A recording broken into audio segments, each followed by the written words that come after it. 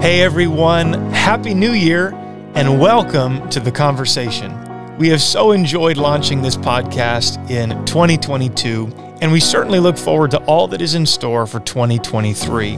We're so glad that you're with us for the journey. We're so glad that you're a part of our extended CCC family, and this podcast is brought to you by Capital Community Church. Please consider this your invitation to come and join us for one of our weekly services. We would love the chance to meet you very soon. Back in the fall of last year, I had the opportunity to sit down with David Morehead for an interview, and I gotta say, we really did have a blast recording this conversation. David is a multifaceted minister of the gospel. He and his family have been involved in various capacities over the years. For example, they've been involved in youth ministry, both in his local church and also in the state of Michigan. David has pastored a congregation. David has been a small group director. He currently is the Michigan Children's Sunday School Director, and he is also a full-time itinerant evangelist, ministering both in children's revivals and to all ages more generally. Now, in the conversation today, David comments on his ministry philosophy, specifically when working with kids and youth. And as we talked through that, some key words were willingness, joy, and empowerment. David shares thoughts on running successful small groups in your church. He shares several funny stories from his years working with children. And toward the end of the discussion, he talks about walking through the loss of his brother and how despite that very difficult season, God brought a peace that passeth understanding. So not only will you gain a lot of insight and wisdom from Brother Morehead today as you listen, you'll also have a lot of fun along the way. I certainly did when we had the chance to sit down together. So thanks once again for tuning into the episode. I pray that it's a blessing to you. And without further delay, enjoy the conversation. Thank you to everybody joining us today on the podcast. It's great to have you. Thanks for joining the conversation. And certainly want to say welcome to our guest today, David Morehead, who hails from Battle Creek, Michigan. And he's been with us for a Children's Sunday. And it was a great day. It's now Monday, so we've sort of recovered and rested up. I'm not sure if you have, but we're working on it. We're slow but steady. It's great to have you. Why don't you greet our listeners today, Brother Morehead? Whoop, whoop. Welcome, everybody. So good to have the opportunity to chat with everybody in Conversation Land. And yes, we are recovering. Had a wonderful opportunity to drive down the shoreline here in New Brunswick, and beautiful country. So it's good to be able to do that, but to ultimately talk to you guys. It's the Morehead Trio. It's only me today, but it's my wife. Dr. Wife is what I call her, and I laugh all the time that I am ADHD and she's PhD, and then we have a 12-year-old that's in the middle of the D's somewhere, not sure where yet, but it's the three of us, and we have a lot of fun in ministry and excited about what God is doing in this generation and what he's getting ready to do for the future. Amen. So I know that you, in a past season, you've served on, in your Michigan District Youth Committee, I think as secretary primarily. You now serve as Children's Ministries Director in Michigan. And so what I would like you to do is just kind of comment about, I guess, your ministry generally. Right now, you are a full-time evangelist with our fellowship.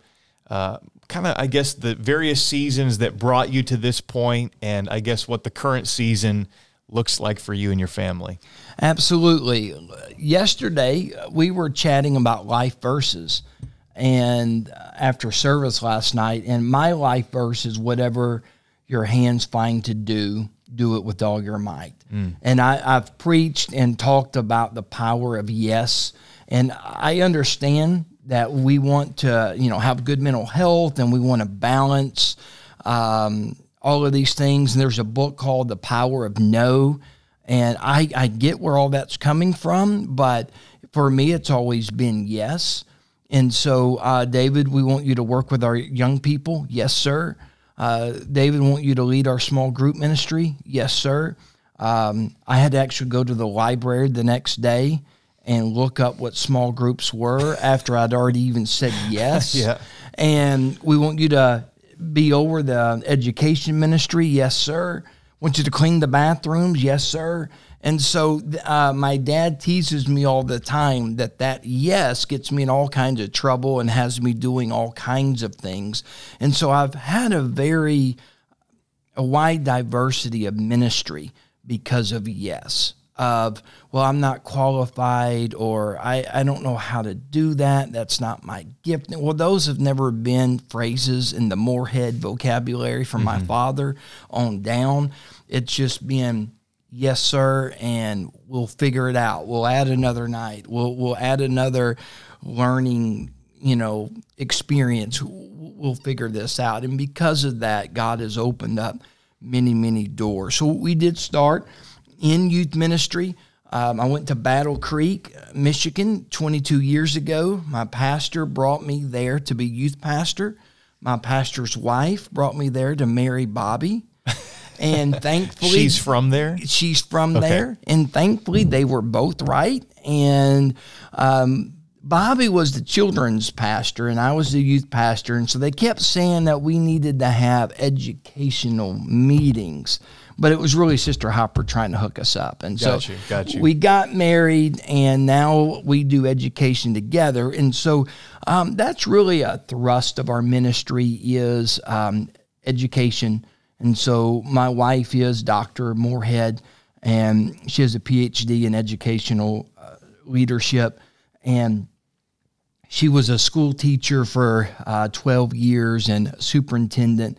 And then we just put all that together. So our motto is, and you may have seen the website or the merch or anything like that, but it's the whoop whoop. And in education, that's called a call of response. So I say whoop whoop, and then that's the call, and then the congregation responds. And so our main motto of ministry is an apostolic call to respond.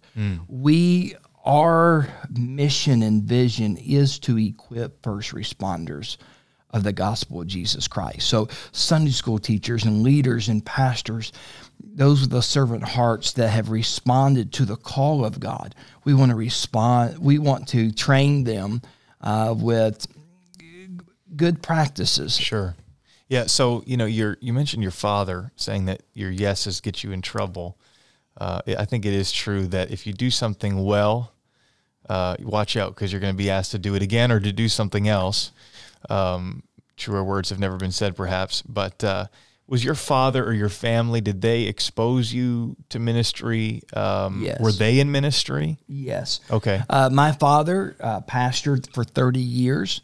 And I was in Fort Smith, Arkansas for 20 years. That was my most formative years. And so he was my father. Okay. He was my pastor.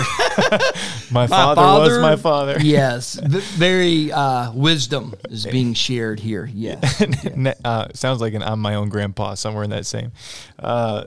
So one question I do want to ask, in many ways that resonates with me because I feel like that's probably a lot of people's story in ministry. It's just you give God your yes, you give God your availability, not necessarily your ability.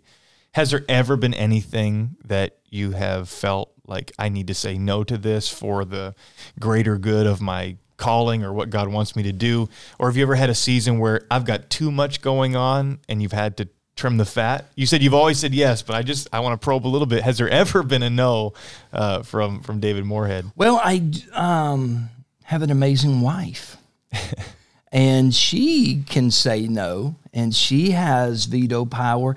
I do have an interesting story. I'm an ordained minister, and I have been evangelizing full-time for 10 years. I base out of Mark Hopper's church in Battle Creek, Michigan. He's my pastor. Yeah. About 3 years ago, he said, David, we need to sit down. I need to circle some dates on your calendar before next year.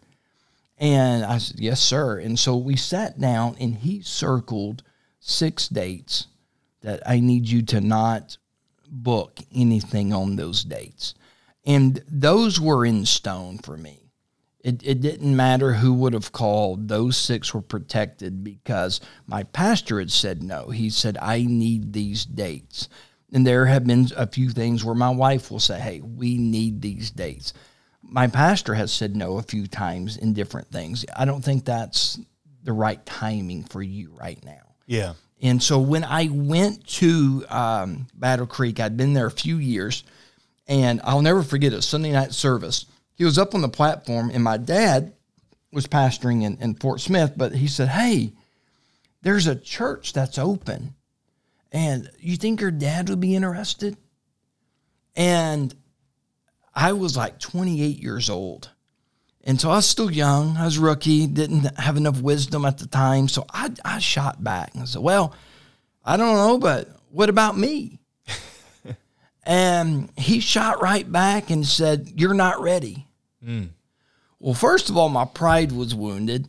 And I was like, and I said, Pastor, can I ask one question? He said, yes. I said, will you tell me when I'm ready? And he said, yes. And at that point, it was done. Like I could let go because I knew that if that would arise at the right time, I could trust him. So there have been times where he has said no, and my family has said no, it wasn't the right timing. And so obviously you use wisdom with that. Yeah, and it sounds like you leverage or listen to the important voices in your life to help make those decisions or to know if you're taking on too much, et cetera. So yes, valuable wisdom there that, we can't be islands unto ourselves, of course. Right. So you have touched on children's ministry, youth ministry. Why don't we start with children's ministry? That's why you were brought to Fredericton in particular. It was a Children's Sunday. The Sunday morning service, kids in the sanctuary. It was a great time. So why don't you just share, we can kind of get off on some rabbit trails, but share your broad view, bird's eye view of children's ministry. What's your philosophy, if you could boil it down? Last year, my wife and I did a training for Sunday school teachers, and there was about 10 in the room, and the pastor's wife had just asked us basically to pique their curiosity. She only had one actual teacher, and she had invited anybody else to come and hear. And so we were trying to think what to talk about to these prospective teachers. So we talked about the power of joy, the joy of teaching. And my overarching philosophy is that if you're having a good time in whatever you're doing, that those around you are going to have a good time too. Yeah. If you are stressed while teaching, you're going to have a stressed audience. If you are mad, and we've seen that before, if you're mad while preaching, you're going to have a mad church. Yeah. But if you are excited and wow, I could never teach kids.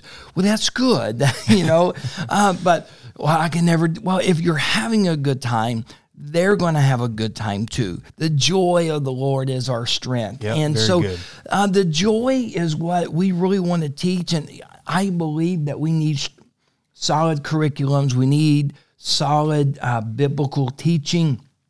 But they don't normally remember the biblical teaching. They don't normally, we had a great expositor in kids' church today, and it was wonderful. That normally doesn't get you have a few people, but it normally doesn't get transferred. But he came over and gave me a fist bump. And, those kind of, so I'm going to toggle here between some of the worlds, but I was a youth pastor, and I had a girl in our youth group, and there were some mental challenges, and I had started working at the public school, and the principal was giving me a tour of the building, and she was in the special ed program, and they were going from room to room, and she yelled out, "Brother David!" And not David or Mr. Morehead, but Brother David. And so, my first reaction was, wanted to hide, a little embarrassed. And then she said, "That's my youth pastor," and I'm like, oh, great. But then she said this, "He's always nice to me." And so cognitively, she didn't catch a whole lot in life, but it showed me right then. She knew the difference between someone being nice to her and someone not being nice to her. Mm-hmm. And I think that's the overarching philosophy. We're leading kids to Christ, and we are showing them joy, and they know the difference if we're happy or if we're sad. I mean, they are so intuitive, they can figure out our emotions rather quickly. And so I want them to see somebody that absolutely loves Jesus Christ and that I am having a blast being a Christian. That's so good. I think that just joy, kindness, they're so basic in so many ways. Right. That sometimes people are just so quick to overlook them, but people never forget how you make them feel. Correct. They don't really care the knowledge that you have, that you are trying to, exposit to them or share with them, but they will never forget those moments, the smile you put on their face. I completely agree. That resonates with me. I want to talk about this. So when it comes to children's ministry, I felt this way to some degree in youth ministry, but it's almost like a long-term investment. Absolutely. Certainly when it comes to kids. And you almost you have a very transient audience, Yes. You have them for a short stint of time, and then they just kind of move on. And so would there be anything kind of in that vein that you would comment on, just the transient nature of children's ministry, or, encouraging a teacher that feels like, what am I doing? Right. Anyway, I'll let you speak. I have told people that children's ministry and youth ministry are two of the hardest ministries in the respect of, and I've been privileged to pastor and do district leadership and a wide variety of things, but it's the least instant gratification that you get in those two. And you may have a kid come in and you not see them again ever. Or, so I worked in a public school and I did discipline, and fun thing to do, right? And so, but I would build relationships with these kids that come in. They were in trouble for things. We'd have conversations, and some of them I got to know really well, and invited this girl to church and all this stuff. And we had left. We went to pastor, and Pastor Hopper had asked us to come and be at the Christmas banquet. And so we'd been gone about 3 years. I said, yes, sir. So we come in, and I go upstairs, and there's a baptism. And so the youth pastor's up there, and this is the couple I've been talking to. And, he's excited, and he baptizes this girl, and she comes up with her hands up. And I look up, and I'm like, what? I brought her to church 5 years ago. Wow. And so she came to church 5 years ago and then got sidetracked with life. And then Austin made a connection with her, brought her in, baptized her, started discipling in her, and she connected. And so that seed that was planted 5 years earlier, I didn't get to see it. But then 5 years later, Austin, the next guy, did get to see it. And so that's what we have to really think about. And your father told me something at our Michigan camp. I was privileged to go to Pennsylvania and do a children's camp for the Free Methodist Church. And he said, don't think about it about next week. Think about what's going to happen next year, the next 5 years. He said there will be pressure for it to happen this week, but probably God's setting you up for the future with these connections. And that's really what's taking place in children's ministry, is you're setting it up for somebody else. You're probably not going to reap the reward. Somebody else probably is, but that's okay. The rewards you do get is when you start getting to preach for your young people that are pastoring churches. And you're marrying them, and you're going to their babies' birthdays, and you're seeing. So here's something that you're going to, this is fun. Maybe God's calling you to this. I'm just going to prophesy this over you right now. But being in youth ministry, so I had all these kids, and I know this doesn't happen in Fredericton, but I had some that gave me high blood pressure and made me lose hair and all of that. And then I was out of it, and I got to go pastor, and I was done. I didn't have to worry about it. Then I came back, and pastor asked me to be the children's pastor. And I got all of my knuckleheads, children, in Sunday school. So I'm like, look, I already had these guys once, and I've got to go through this whole thing again, and they're worse than their parents. Well, revenge, right? You can. Yes. And then even worse than that, my child was in the kids ministry. So, but it's fun that I am seeing, I'm educating their kids while they're up leading worship, and they're playing the drums, and they're doing all of these things. And so seeing that come full circle is a great honor. Really, you have to be kingdom-minded. You have to be. It's not about it is about the life, but it's not about, like you said, the immediate gratification of seeing them flourish. You really just have to be okay with trusting God with the increase. One plants and other waters. You know, you told a story. You kind of told a bit of the story on Sunday morning, a little bit more at lunch, but then it culminated with LJ Harry, and I think you know what story I'm talking about. Yes. It's kind of funny, but I think it kind of speaks to all this. I wonder if you'd share it. Absolutely. And I have a great friend, LJ Harry, and LJ the Great, LJ Harry the Great. And the reason he's called LJ Harry the Great is because he took my cell phone during his kids' service and put in LJ Harry the Great. And so I was at LJ's, and my motto is there's no wrong move. The only wrong move is no move. You just got to move. So we're doing this song, Every Move I Make. And so, man, we're going, and it's so much fun. And I look down, and there's this kid doing the worm in the altar. And I look at LJ like, what is going on? He said, hey, you said no wrong move. And so I'm like, okay, well, I didn't tell this part. Can I tell this part? An unfettered podcast. That's our philosophy. Okay. Well, this 9-year-old bus kid wormed his way out of his pants. Okay, and so there was a gasp in the crowd. It was a bus kid. I had an illusion that was covered up with a blanket, and in just one swoop, I grabbed that blanket and I covered him up. And I'd asked LJ to come on to the podcast, not the podcast, but with our Michigan District Kids team. Once a month, we have a leadership team meeting. And so I'd asked him to talk to us.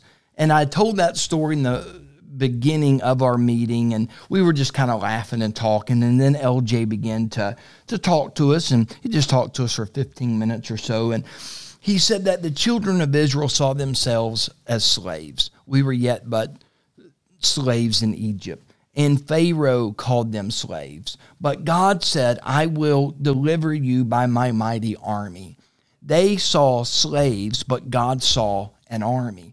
And he said, Brother Morehead told a really funny story at the beginning of this meeting about the young man worming out of his clothes. And what we see is slaves that, I'm a Sunday school teacher, and I have to do kids ministry. I have to serve at this post that Brother Matt has asked me to serve, and I have to do this, and I have to do that. He said, we see that slave mentality sometimes, but God sees soldiers. And he said, we seen this boy worming his way in the altar.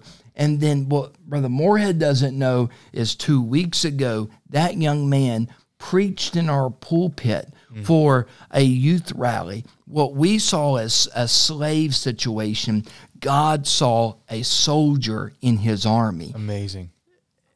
A 5-year gap, but God can do so much in the gaps, and that is what is amazing. You just never know who you're investing in. I think that's ultimately what we're getting at. You just never know. Certainly that is true across the age spectrum, children, youth, any age really, but certainly with children. Let's transition now to youth ministry. You know this. Those listening may not know that you actually inspired, during my tenure as youth pastor here at this church, you inspired a season of our youth ministry where we stole an idea. We credited you, don't worry, but we stole an idea where basically rather than being in rows in our youth service, kind of like, all facing the front, the talking head, we sat around tables and listened to the talking head and had church, which sounds counterintuitive kind of to our culture, but you had some success with that. And kind of the premise is it's breaking up a bigger group and empowering leaders at individual tables. They're responsible for, it's basically like small groups in a room. Yes. I wonder if you can kind of just share about that. I know I've just given a brief synopsis, but share about it and just share some of the successes that brought to your youth ministry during that season. Absolutely. Our church is a small group church, and we were trying to do small groups with our youth, and there's a lot of people that had great success doing that. We were having an issue of transportation with young people and safety in some of the neighborhoods and those kinds of things. So we wanted to put everybody in one room. Logistically, safety-wise, it just made sense for us. And so what we did was we had tables, and we'd have a normal service, but we would have, let's say, 10 tables in the room, and we had a table leader. We had an adult table leader at every table, but then we had a student leader that was connected to that adult. So that created mentorship between the adult and the student, and then it created leadership for the student with the other students that were at the table. And what it did is it broke the room down from, we went through a school year where we were averaging about 100 young people on a Wednesday night, and it broke it down to 8 or 9 people instead of the whole room.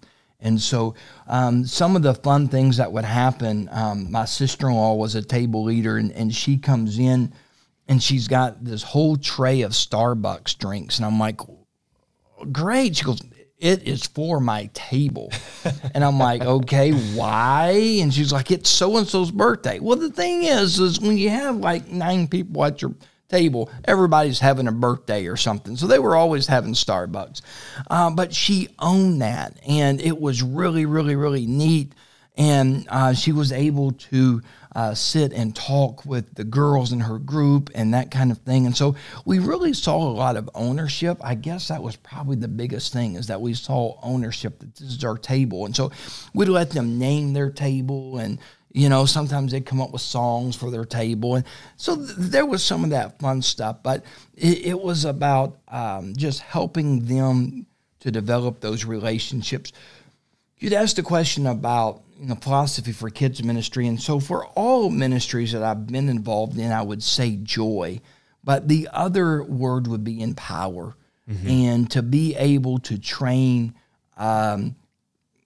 students to be greeters at their table, to lead the prayer at their table, to do those different things. And anytime, and we do that with children too, giving them opportunities to serve. I heard about yesterday that they couldn't find some of the kids, and they were like, church has started, where's the kids? I actually was the one that ran through the foyer. I'm get like, the kids. Hey, you need to go run. So yes. And so because they wanted to open the doors for people, and while they were opening doors, the leaders was singing, and they forgot about the kids. Like, where's the kids? Well, they're serving right now. Yeah. That's what they're doing. That's awesome. And that's incredible, because they don't forget those moments of service. And, for us, it was a season as well. And we go through different seasons, and it doesn't mean something's right or wrong. It just means it's right for that season, or it's not right for that season. But even now in camps, I'm seeing that trend of tribes. So, I do a junior high camp, and they've gotten everyone broken up into tribes. So they've broken up the big group into a community group where they can have their identity and that excitement of who they are. And so it just builds a lot of cross relationships where they're connected in a closer way. And one thing that I found, and you kind of touched on this, but I found that it's hard as the main leader to kind of have those personal connections and touch points with everybody. Absolutely. So I think we kind of adopted the unofficial title, the Jethro model. Absolutely. You know, when Jethro said to Moses, you got to break this down. The load is too heavy for you. I think of Acts 6 and, appointing those waiters of tables, those deacons in Acts 6, so that the main leadership could kind of focus on main leadership stuff. So it worked for us for a season, and you try things for a while, you move on, you take the meat, leave the bones, perhaps. But that kind of really dovetails, I would say, into small groups generally. I think I made the statement, it's kind of like small groups in a room. Right. I do know that you have done small group training for perhaps churches, within your church, for churches. Do you manage that for your local church now, or have you? I have. You have, okay. I have. We created the original structure within our church, and then there is another couple that's now doing that. But you said you're a small group church. We are a small group church. So, I think that's worthy of just some comments here, time on this episode. Talk about the strength that brings to a church, the absolutely pros and cons, whatever you would say about small groups. Well, you had talked about seasons. And so we have had groups in seasons, and sometimes we haven't had them in seasons. But we're in a season right now where we had a church campus with 3 different buildings. We sold all 3. And this whole process was supposed to take a year. We are in year 3, and we still are not in our new campus, and we have just begun construction this week, so we have another year to go. Well, congratulations. Well, absolutely. Godspeed. Amen. And so we can't have a Sunday night. We can't have a Wednesday night. We are renting a school facility, and that is for Sunday morning. That's all that we're able to do right now. So the groups have become incredibly important to us because that's our only other touch point right now. Right. And we have realized, there's all kinds of models, and you can get into it. There's 8 academic models of small groups. Well, I don't know who the academics are, but it's whatever you do in We would need context. Your wife on the episode for yes, and she's all that not academic here. stuff. Next time we'll get her.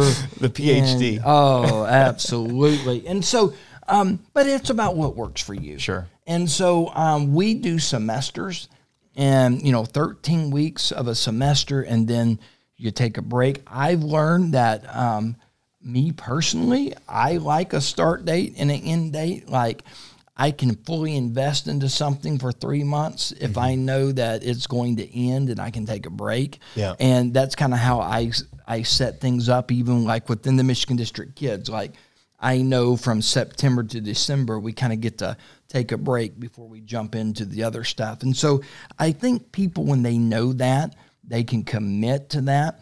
And so for us, we were in a meeting a few weeks ago, and currently we are having more people on a weekly basis in a small group than we are in Sunday service. Wow. Again, some of that is our context of where we're at right now. But that power is really incredible that you can do that. And so, again, it shrinks the church. Mm-hmm. And that was the point of our tables, was to shrink it down to where you can have, and we want our small group leaders to be able to shepherd people. We understand we only have one pastor, and he's the pastor, and he's the great shepherd, okay, since Sure. we're on an Unfeathered podcast. But, they can go to the hospital and visit the people in their small group. Sure. They can, do a baby shower for the people in their small group. They can reach those people and do those functions. There's only one pastor, but people can be pastoral. Correct. And lean in. And, That's absolutely. wonderful. Yeah. Absolutely. And so again, it goes back to the other tenets that we've been talking about. Instead of one man on Sunday, we currently have 8 groups. So we have 8 different couples that are empowered now to do a lot of these things. Mm-hmm. And so it strengthens the church. It lightens the load. Empowers lay leaders in the congregation. It does. And I agree with you that, if you start small groups and it's like, we're going to do this from now until kingdom come. And that was our first launch. Was it? Forever. We will always be a small group church until the next millennium. And, well, you'll lose steam when you do that. Yeah. So it's like bite-sized chunks. That's what semesters kind of is. Is there any other thing, beyond just what you just said, that it's like we tried it this way and it didn't work? Is there any other major, like, don't do this for small groups? I don't know if there's a don't do this, but there's a lot of, well, you're going to have to try this, And again, I just heard last week that the word in his ways in the Bible is like 40 times. Not way, but ways. There are ways to do small groups and to do ministry. You're going to have to try which one is. But where we're at kind of right now is we want our first semester, which is January is our prayer month. And then so February through April is our first semester. And we want that to be content driven. And right now, Pastor Hopper is doing a book from Brother Stan Gleason, and the big thrust is discipleship. It is, we don't have a building. We're not meeting as much as we used to. You need to get a person in our church and have coffee this week and train them and be with them. And so, again, due to our station that we're at right now, we're really, that's what our focus is. Yeah. And so then we will take a break because it's just hard for us to do it in the summer. And we'll do a short one around summer for about 6 weeks. And the next 2, those are interest-based. We've had a workout group, and that workout group, and, modesty and all that stuff, but that workout group has won several people to the Lord. Yeah. And, we got fishing groups, and the emphasis on those are more about building relationships than necessarily building a disciple at that point. Yeah. Have you heard bringing them in? Have you heard the phrase side door ministry or the term side door ministry? I haven't heard it like that. But it kind of the premise is, it sounds like what you're talking about. It's like, right. It's like a non-spiritual context where, somebody can come into that and feel comfortable, get familiar with the people. Absolutely. And inevitably that will lead people to coming to the church that those people are a part of. So, we've done, at this point, we don't have interest-based small groups, but there's a couple things that I could point to that, even at our church, it's kind of that to some degree. Right. One thing that I think I do love about small groups and that table season was, I'll say about me, my strong suit is not delegation as a leader, or empowerment is probably the better word. But it's so important and so valuable. And my first reaction, or instinct, I should say, as youth pastor was like to not want to put a load on people or on the students but it not only advances the kingdom initiative or the ministry, it not only frees you up to focus on important things. I think of the story, I think it was Brother Soto who, he was addressing youth presidents a year or 2 ago, and he was talking about Abraham and Isaac, and how Abraham carried the fire and the knife, but Isaac carried the wood. And he said, well, what was the heavier load? Right. He said, Isaac, the young man, carried the heavier load. And so sometimes I think maybe we're reluctant to put responsibility of ministry on, whether it's kids opening a door or students or whatever, facilitating table leadership or people in the congregation generally. But it's so necessary that we farm out and empower people. Yes. Andy Stanley said that a leader can only effectively juggle 3 major balls at once. And he said, we tried to juggle many more, but only 3 major emphases at a time. And he said, how did you shift away from that? How did you fix that? He said, sometimes you just have to intentionally drop the balls. And he said, what he has learned is anytime he drops a ball, there is someone in the wings that is like, oh, I've been waiting to do that. Yeah. Like, yeah, but it's this really hard. I know, but I love that. And so when we feel like it's a burden, it may not be a burden for somebody else. It may be, if you're asking me to do Excel spreadsheets, that is a burden. I have a guy on my team that wants that Excel spreadsheet. He loves the spreadsheet. So it just depends on your makeup and your nature. But generally, we're afraid that people aren't going to like it or that it's a duty, when a lot of times they're seeing it as an opportunity. Yeah, amazing. Well, I want to shift gears a little bit. You know, we talked about the boy that literally wormed his way out of his pants. Are there any other comical moments throughout the years of ministry that that you would share on this unfettered? Absolutely unfettered. So I walked in church and somebody said, "Hey, Brother Morehead, our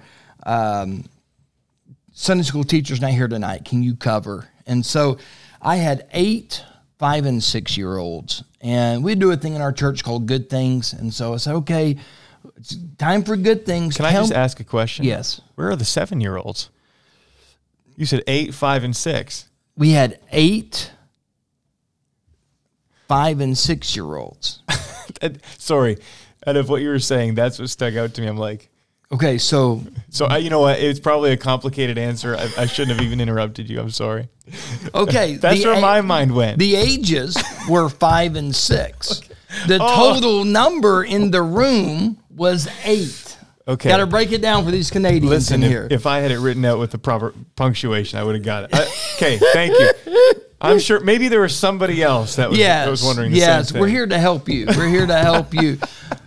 The point, hey, I said the whole point is joy. We have to have fun. If we're not having fun, even in a podcast, what are we doing, right? We're going to have fun. What about the 7-year-olds? That's what we need. Okay. Okay, carry on. There may have even been a 7-year-old in there. I don't know. But in this group of toddlers. Got you. Okay.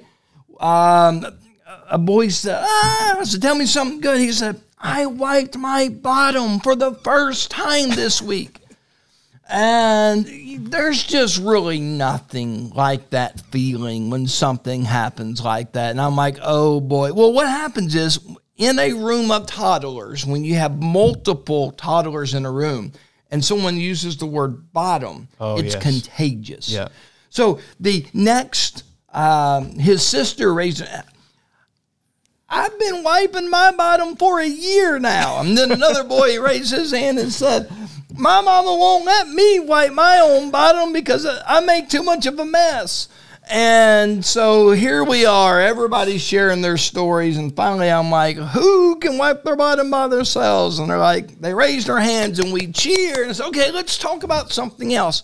But here's the part I didn't tell you. That was 2 years ago.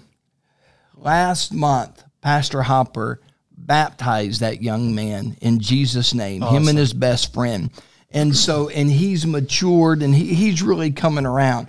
And obviously that's funny. It's crazy when those things happen. But to see him now, that he's baptized in Jesus' name and can articulate the experience, that's why we do it. Yeah. Have you ever lost a service from an insane funny moment? I was actually in this amazing country. I was in Canada, and I was doing a 7 Ups of a Christian is a message I do, and the final one is give up. You got to give up, and I'm reaching for the kids. You know, the video has already started playing in the background. I'm pushing, and I'm like, what is one thing you really need to give up in order to get closer to Jesus? And there was this 8-year-old boy raised his hand, and I said, yes. I said, what is the one thing you need to give up in order to get close to Jesus? He said, my sister. It was done. There was nothing else we could do at that juncture. It was over. And but kids are so fun. They will say all kinds of things, and most of the time you just roll with it and enjoy the moment. Yeah, I mean, there's no other option, really. I told you this yesterday. I think it's worth capturing here, but I was sitting in a youth class, not teaching it, and our youth pastor now, at the time he was the head of that class, he asked the question, what is something that would prevent you from, serving the Lord or doing the will of God? Thinking, like not be on my phone as much, don't play video games, whatever. A girl raises her hand and she goes, dementia? And he goes, I guess so. That might hinder you serving the Lord. Not what I was going for, but anyway, we never forgot that moment. It will live in infamy.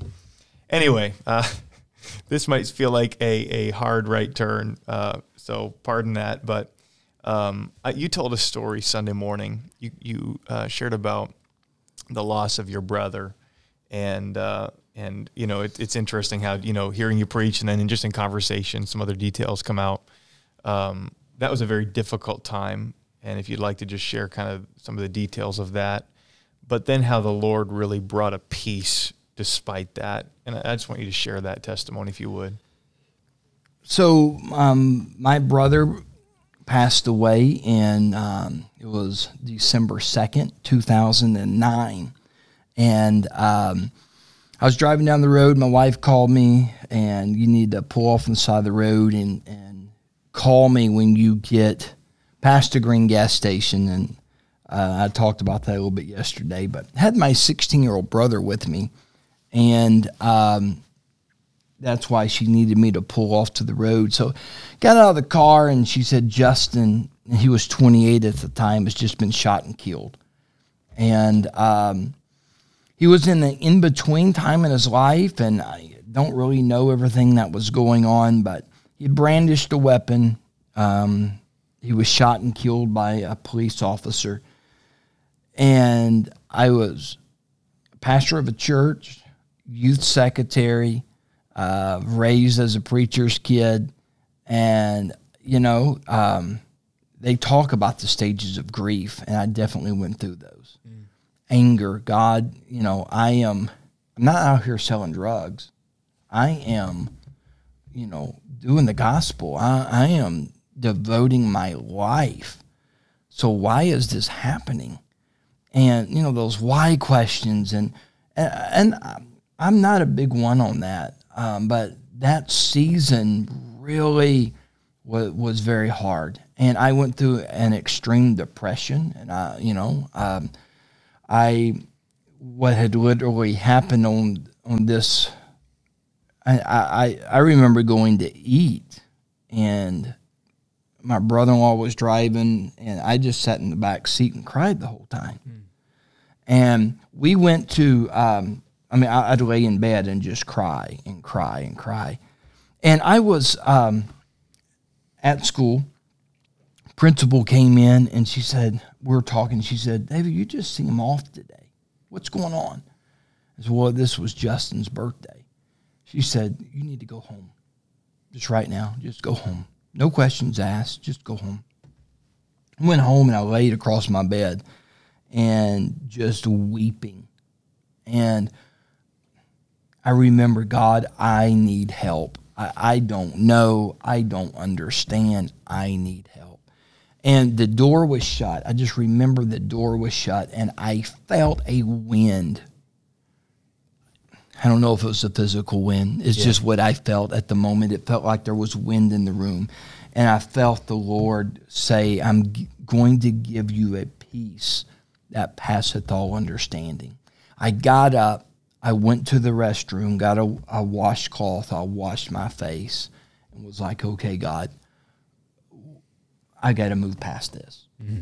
And God gave me the strength at that time.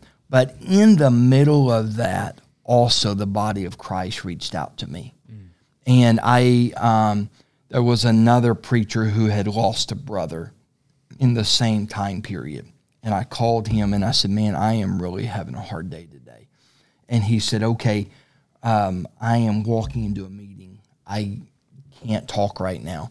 I'll call you as soon as I can. About 2 minutes later, the phone rang. It was his father. And he said, Brother Morehead, I hear you're having a rough day. And I said, yes. He said, what are you doing right now? So, well, I'm driving to our church.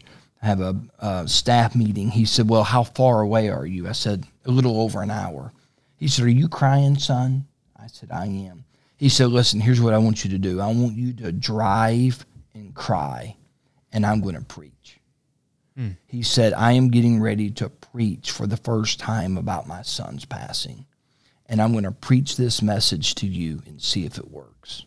And for an hour, this man of God preached to me while I was driving. And so there were so many people that rallied around me and helped get me through that stage. During this time, you said you're a pastor of a church? Yes. So you're in a youth secretary in Michigan. So you're still pouring out. You're still investing in others. What gave you the strength to do that in that season? I mean, you just commented on a couple of things, but right. But you know that I've had moments and times when I just felt like I don't have it within me to pour into anybody else, but yet the role, the calling, whatever, it just demands it nonetheless. Right. So what was that like, perhaps kind of pouring out of what felt like an empty vessel? Would you comment on that?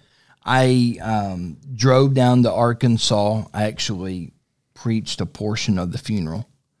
And then I came home and got home on Saturday and we had a Christmas banquet Saturday night for the church. And that's, you're supposed to be joyous and all of those things. Fun. Correct, correct. And I believe in joy, and so that next morning I was preaching, and, I believe in preparation. I believe, you are to do your due diligence. And I got up early and I was praying and nothing. And I took a long shower, just hot water beating on my head, and like, God, I don't know what to do today. Nothing. And I was in service. Now, this has never happened. This is not common practice. But Sunday morning, I'm standing in service and we're worshiping. I'm like, Lord, I don't know what to do because I have nothing. I don't even want to be here right now. And my wife would introduce me. And so she was giving her comments, and I'm like, God, I don't know what to do. I walked into the pulpit, and I opened the Bible, and I'm not one of those that look for the verse. Yeah. But it happened on that Sunday morning, and I opened up my Bible, and, I was trying to pause for a minute to get I didn't know what to do. And God began to anoint my mind at that moment. And when you've done all you can do to stand. That was the verse that was there. And I began to preach, now is the time to fight. And we have to fight for our family. And that became a keynote message in our church. And it did not come from me. God empowered me. So relying on God in those times, we can't do that all the time in that manner. I mean, we are expected to dig it out and do those things. But I was at my very weakest. But relying on God, He does come through in those things. That's amazing. Thank you for sharing that. I feel the presence of God even as you're talking about it. I want to give you the last word. We'll conclude. It's been awesome to have you on the podcast. Thank you. Seriously, thank you for the conversation and for your insight. A multifaceted minister and ministry family for sure, and you bring a lot to the table. So I want to just give you the final word. If there's something you feel to say, I'll let you say it. If nothing else, at the very least, I would have you comment to somebody that wants to make their life count for the kingdom. Words of wisdom or advice you'd give to them your voice will be the last voice they hear. Once again, thanks for being on the conversation, Brother Morehead. Absolutely. Thank you. I kind of want to, as the final word, conclude that thought because my brother passed, and that was very hard. And I had no idea that that was the first funeral in 4 years, the first of 4 that was getting ready to happen. And he passed away, and then about 9 months later, my grandmother passed away. At her gravesite, my aunt collapsed, and they just thought it was trauma, but she was full of cancer. She passed away about 6 months later, and then about 9 months after that, my 58-year-old completely healthy mother passed away. But within those 4 years, Justin passed away on December the 2nd, 2009. On March 2010, March 28th, my daughter, Rosemary Morehead, was born. We were told we couldn't have children, but she was born.